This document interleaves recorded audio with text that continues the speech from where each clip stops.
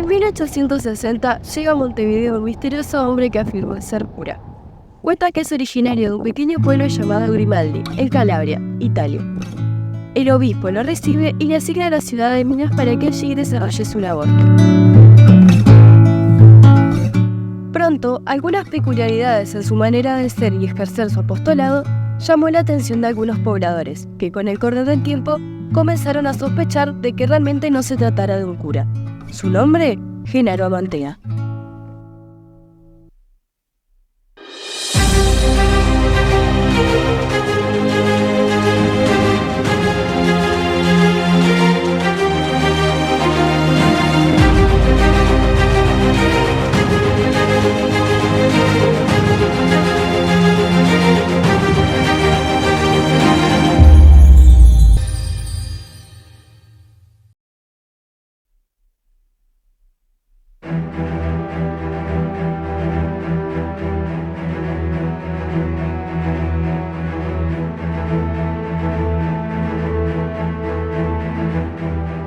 Bueno, en esa época, en Italia, está bastante convulsionado lo que conocemos como Italia. En esas fechas que tú me planteas, de alguna manera esa unidad se estaba como consolidando. Ya grandes partes estaban unificadas, no del todo, pero sí grandes territorios estaban tendiendo a la unidad de un movimiento que estaba liderado por lo que era el reino de Piamonte, que estaba en el norte, ¿verdad? En ese proceso de unificación de Italia hay como varias etapas o varios momentos históricos, ¿verdad? En ese proceso, bueno, y en algún momento, digamos, uno de las últimas regiones que no estaba como incorporada en esa unificación, estaba lo que se llamaba los estados pontificios, que de alguna manera se van a resistir un poco a incorporarse a esa Italia que se estaba formando, lo cual va a generar conflictos justamente entre los que querían unificar toda la península, incluso estaba el propio Garibaldi, ¿verdad? Porque bueno, la iglesia quería de alguna manera seguir controlando sus territorios que manejaba, lo cual chocaba con la postura de los que lideraban ese proceso de unificación, ¿verdad? Y bueno, en las regiones que, digamos, que la iglesia controlaba y demás, evidentemente los sacerdotes, como parte de una institución y demás, van a ser de alguna manera defensores de esa postura, ¿verdad? Y eso sin duda que va a llevar a enfrentamientos, bueno, toda situación de conflicto, sin duda, la violencia en estos procesos va a capear y bueno, puede haber algún ejemplo, sí, en sacerdotes que hayan guardado seguramente en estos procesos.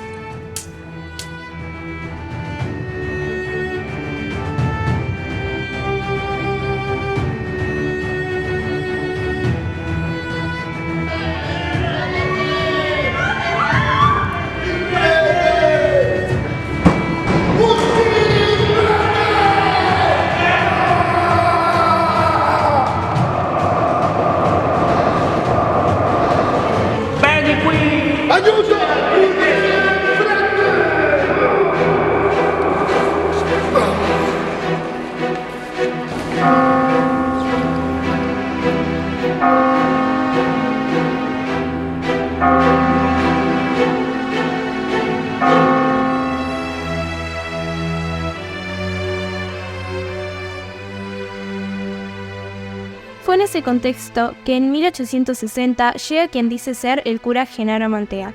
Según su relato, afirma haber venido a nuestro país huyendo de la revolución, que era especialmente hostil con los sacerdotes.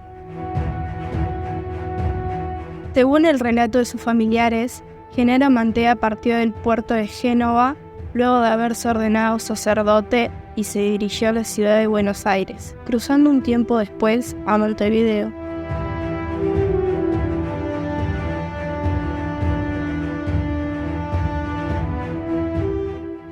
Allí, el obispo lo destina a la ciudad de Minas a cumplir su misión pastoral.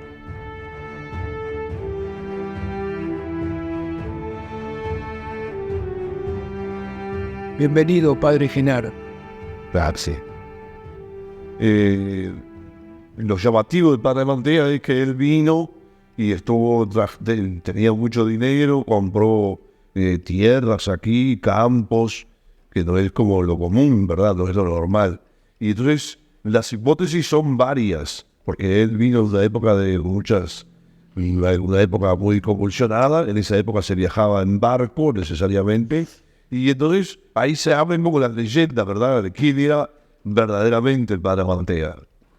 Sobre la figura de Amantea se han tejido muchas leyendas, ¿no? Desde que gente que cuestionó y que pone en duda su condición de clérigo, o sea, de cura.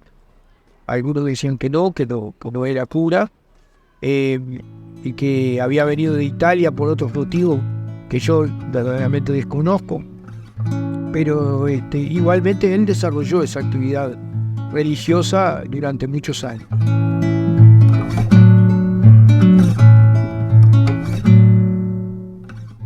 A diferencia de los demás sacerdotes, Amantea no vivió en la casa parroquial, sino que se compró este campo y se construyó esta casa en la cima de este cerro, donde hoy se conoce como el Cerro del Cura.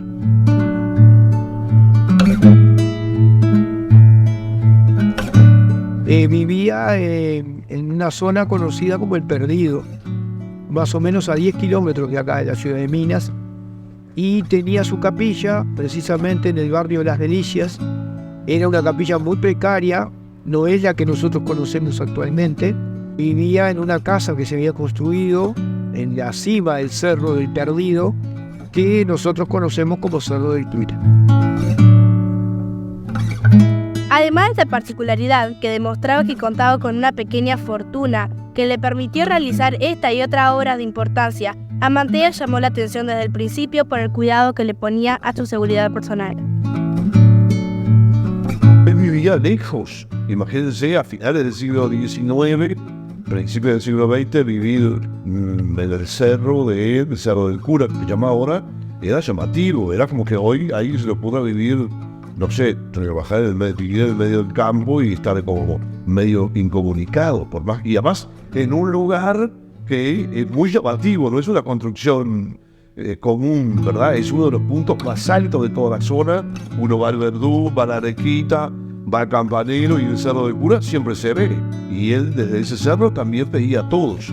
Y entonces alrededor había como una muralla de piedra, que todavía quedaban unos corrales de piedra, y ahí había ovejas. Y las ovejas todas con el cerro. Y entonces cuando las ovejas se movían, cuando alguien venía, vieron que las ovejas, eso va como muy arisco, enseguida se mueven todas juntas, y él ahí se despertaba, lo que hoy sería como una alarma de que venía alguien. Y también que estaba siempre armado, siempre con armas de defensa, ¿no? Como defendiéndose de que tenía como enemigos, sonido o persecución, ¿no? Hoy sería como hoy en día tiene manía persecutoria, diríamos hoy, ¿no? Eso son teorías pinceladas de una personalidad muy original, muy original. El padre Amantea nunca fue párroco aquí, es una cosa llamativa, porque tuvo muchos años y es raro que lo hayan nombrado.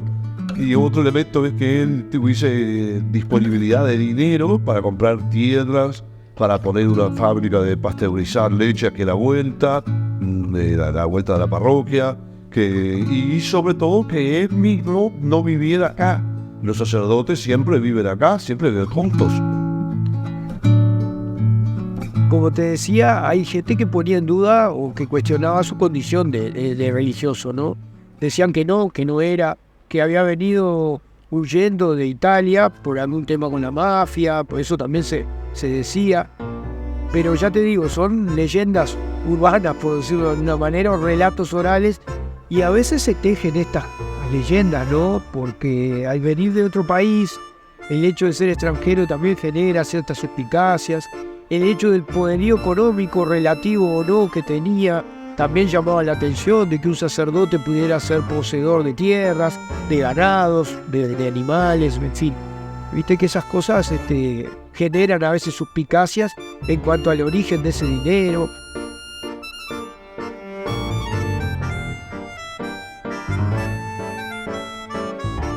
Pero si Genaro Amantea no era un verdadero sacerdote, ¿qué hipótesis existe sobre su verdadera identidad?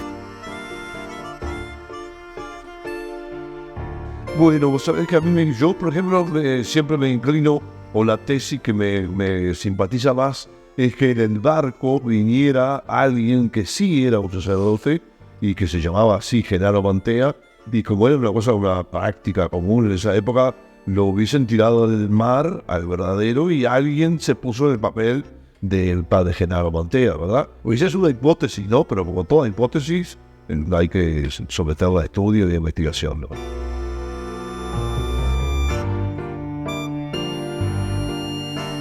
Luego de escuchar los testimonios, queda claro que la verdadera identidad de este hombre es hasta ahora una incógnita. Nuestro equipo se propone investigar este caso, que ocurrió hace más de 150 años, para descubrir si Genaro Mantea era un verdadero sacerdote o un impostor, como indicaban algunos vecinos de la ciudad. Para la investigación es vital conocer los documentos de Amantea que respalden su historia. Por eso comenzamos la búsqueda con su partida de nacimiento y de defunción, como también de su testamento, para saber, más allá de los rumores, cuántos eran los bienes con los que contaba en su momento de muerte. Tuvimos acceso a la base de datos de las partidas de nacimiento de la época y encontramos que efectivamente existió una persona llamada Genaro Mantea, hijo de Joaquín Amantea y Catalina Albo, que nació el 2 de julio de 1828 en Grimaldi, Cosenza. Luego de contactar con el Archivo General de la Nación, conseguimos acceder a la carpeta de sucesión, donde aparecieron algunas sorpresas. Por su testamento, supimos que Genaro Mantea tuvo al menos un hijo, llamado Jesús Nazareno Cuadrado. Investigando bases de datos de nacimientos y defunciones, pudimos conocer quiénes eran sus descendientes y logramos contactarnos con ellos. Según nos contó Julia, una de sus bisnietas, el padre Mantea fue concubino de Aide Cuadrado, la mujer que realizaba las tareas domésticas en su casa. Ella tuvo 5 hijos, pero el sacerdote solo fue padre biológico del último de ellos. De acuerdo al relato familiar, Genaro Mantea fue verdaderamente un sacerdote, que llevó un estilo de vida particular. En cuanto a la procedencia de su fortuna, sus descendientes dicen que, según escucharon, el dinero fue entregado a Mantea por su familia, al partir de Italia, para cumplir su misión pastoral en América. Algunos de sus datos sobre su vida en Uruguay también deben ser revisados. Es por eso que investigamos artículos y publicaciones que se hayan hecho sobre él y documentos personales que podamos encontrar. En algunos artículos nos encontramos con datos de relevancia. Según el libro Biografías de visitantes vinculados al departamento, a los 13 años Amantea ingresó al seminario de Calabria y a los 25 se ordenó sacerdote. Daniel Muñoz escribió un artículo en el cual cuenta de una denuncia que realizaron los feligreses de la iglesia. Con motivo de la ampliación de la catedral, durante un tiempo se recaudaron fondos para la obra. Sin embargo, solo pudo realizarse la primera parte de la construcción. Según se denunció, en las mismas fechas el padre Mantea compró un campo en el cual instaló una granja modelo, lo que generó suspicacias.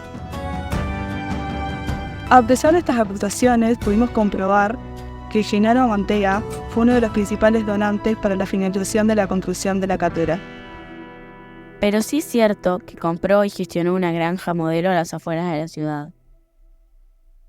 Acá estamos en el lugar, viene a ser conocido como Cañada de Coto. El primer poblador de acá de la zona fue el cura Genaro Amantea, que creó acá en las márgenes de la cañada, haciendo uso de la misma, una granja. En realidad era una base de tambo, pero con quinta, plantaciones e incluso, su vivienda también.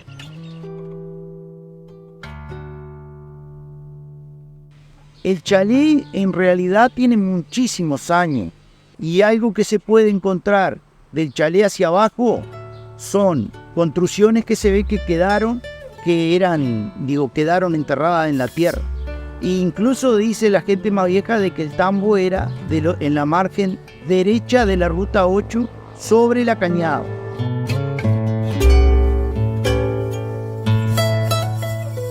Si bien su estilo de vida fue muy particular, hasta el momento no contamos con ningún elemento que nos pueda confirmar que Genaro Mantea no fue verdaderamente un sacerdote. En un último intento intentaremos determinar si su familia de origen en Italia contaba con el dinero suficiente como para proporcionarle la pequeña fortuna con la que llegó a nuestro país. Salve, buonasera. Nos contactamos con Valentina, una periodista italiana que colaboró con nosotros para investigar si la familia Mantea era una familia de altos recursos económicos.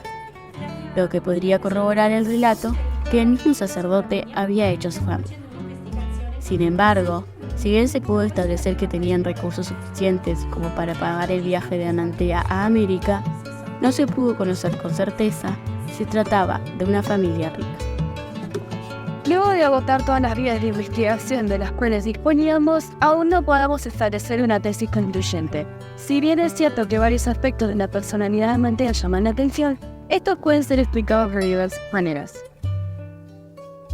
En cuanto al cuidado de su seguridad personal, uno de los elementos que generan las sospechas, cabe recalcar que si bien es llamativo, también es cierto que cuando el general Amantea llegó a Uruguay, en nuestra ciudad vivían varios partidarios de Garibaldi, así como también gente que sirvió a su ejército.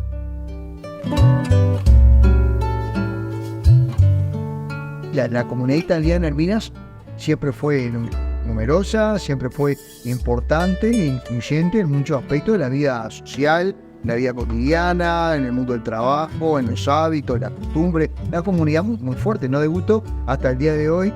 Una de las instituciones sociales que existen vinculada a los inmigrantes hoy se llama, Giuseppe Garibaldi, siendo italiano Giuseppe Garibaldi. Y si está escapando por motivos políticos, sin duda que, al venir acá, él sería uno de muchos también. Y los miedos de allá no sería raro que de alguna manera los trasladaron para acá también. Es generar situación de desconfianza en el lugar en el cual se viene, porque vos ponete en el lugar del migrante, ¿no? Que era un migrante. Si hablamos de que era un perseguido, migrante forzado. Al migrante forzado, cuando viene perseguido por motivos políticos y demás, por más que está a miles de kilómetros de distancia de su lugar de origen, seguramente la guardia alta la debe de seguir teniendo, porque él, sus compatriotas, por así decirlo, por más que no había una Italia unificada, todavía estaba en pleno proceso, gente de aquellos lados con sus posturas también había. Él vivencia en el Uruguay 4 décadas que son de transformaciones radicales y una cantidad de aspectos, de la reforma boliviana, como decía, hasta las últimas guerras civiles que el país va a tener, y desde la revolución de la Lanza de Timoteo Aparicio, que decía, en 1870 al 72, hasta la de Aparicio Saravia, en 1897, 1804, y ahí fue protagónico porque Amantea, por ejemplo, participa hasta de la recolección de los heridos cuando se produce el combate en Minas, por ejemplo, colaborando con lo que es el origen de la Cruz Roja Minuana. Tomando esto en cuenta, es razonable que se le había pasado por situaciones traumáticas en Italia debido a la guerra, Amantea haya tomado medidas de seguridad extremas.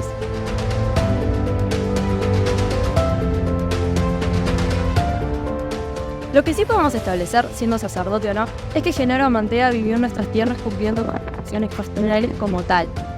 Fue un empresario próspero, tuvo pareja y un hijo. Fue reconocido y valorado por la comunidad. Participó en comisiones que hicieron obras relevantes para la comunidad. Al fallecer, repartió sus bienes entre su hijo, el hospital, la ciudad a la cual le donó el predio del Parque Rodó y las familias más pobres de la ciudad. Quizás su particular estilo de vida haya dado pie a que se crearan rumores en torno a su persona, en una comunidad pequeña donde las sospechas y suspicacias resultaban atractivas. Pero esto no quiere decir que no se tratase de un verdadero sacerdote. Tal vez esto nos recuerde que muchas veces quienes no cumplen con sus roles de la manera en la que la sociedad espera son víctimas de rumores que buscan quitarles su valor o hacer que pierdan su identidad. Es posible que no podamos establecer con claridad la identidad de Genaro Amantea. Pero más allá de esto, el legado de sus obras y el misterio que rodea su historia seguirá intacto.